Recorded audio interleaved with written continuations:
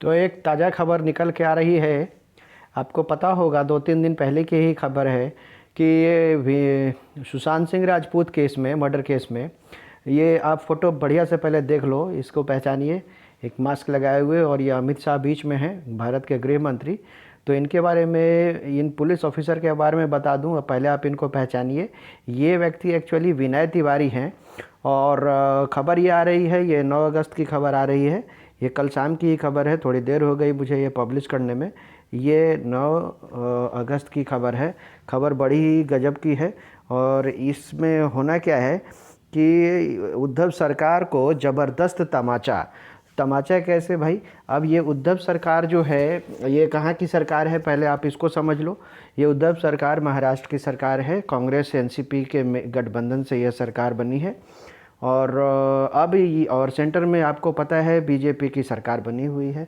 तो अब ये सुशांत सिंह राजपूत मर्डर केस जो है, एक मर्डर केस ना होकर एक पॉलिटिकल केस बनने जा रहा है। अब ये देखना पड़ेगा कि सेंटर किस तरह से हावी होता है कांग्रेस के ऊपर। तो उद्धव सरकार जो है, अब इसने पहले तो इसने सरकार, यहाँ की सरकार ने सीबीआई को एक्सेप्ट किया ही नहीं भाई। बोला, उसने कहा कि भाई सीबीआई का केस मैं जो एक्सेप्ट करूँगा ही नहीं, ये सीबीआई के केस लायक ये केस है ही नहीं।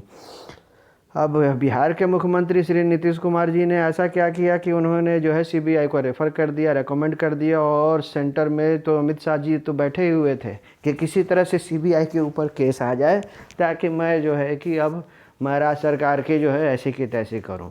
तो अब क्या हुआ है कि ये जो विनय तिवारी जो पुलिस ऑफिसर हैं, आपको पता होगा मुंबई पुलिस ने क्या किया था। पहले थोड़ा सा इसको आप देखो, मुंबई पुलिस ने किया क्या था कि अभी कुछ समय पहले ही मुंबई पुलिस के कहने पर विनय कुमार को क्वारंटाइन कर दिया गया था। तो ये 14 दिन के लिए इनको क्वारंटाइन कर दिया गया, ताकि किसी तरह से ये जो विनय कुमार है एसपी, वह इस केस में ज़्यादा से ज़्यादा इंटरफेयर ना करे। ठीक है, तो अब इंटरफेयर ना करे तो इसको क्वारंटाइन कर दिया गया था इनको। और बिहार पुलिस की बिल्कुल किरकिरी हो गई थी। लेकिन अब नीतीश कुमार जी ने जैसे ही सीबीआई को यह केस रेफ़र किया है, ठीक है, जैसे ही रेफ़र किया है, तो अब अमित शाह जी ने जो है अब क्या किया है कि इस व्यक्ति को, ये जो व्यक्ति हैं हमारे एसपी साहब विनय कुमार तिवारी को, सीबीआई के एकदम मेन ऑफिसर के रूप में भेजने का वो कर लिया है, डिटरमिन कर लिया है। तो अब जो है कि पासा पलट चुका है। और इस हिसाब से, इसी वजह से कहा जा रहा है कि ये उद्धव सरकार को यह एक ज़बरदस्त तमाचा ही है। वो उद्धव सरकार को ज़बरदस्त तमाचा। अब बहुत कुछ डिपेंड करेगा कि ये हमारे विनय कुमार जी बॉम्बे जाकर कितना हद तक केस को सुलझा पाते हैं। तो यहाँ पर स्पष्ट लिखा है इन्होंने, जिसके चलते सुशांत की गुत्थी अब विनय कुमार तिवारी सीबीआई पदाधिकारी के तौर पर कर सकते हैं। तब ये क्लियर है कि अब बहुत कुछ भारत के बिहार के खेमे में यह केस चला गया है, सेंटर के खेमे में। और भारत का संविधान अगर अच्छे तरह से आपको समझ में आती है, तो यह बिल्कुल क्लियर है कि भाई साहब, ये विनय कुमार जी अब सेंटर के तरफ से महाराष्ट्र सरकार के पास जाएंगे और इस केस को बहुत जल्द ही एक नतीजे पर पहुंचाएंगे।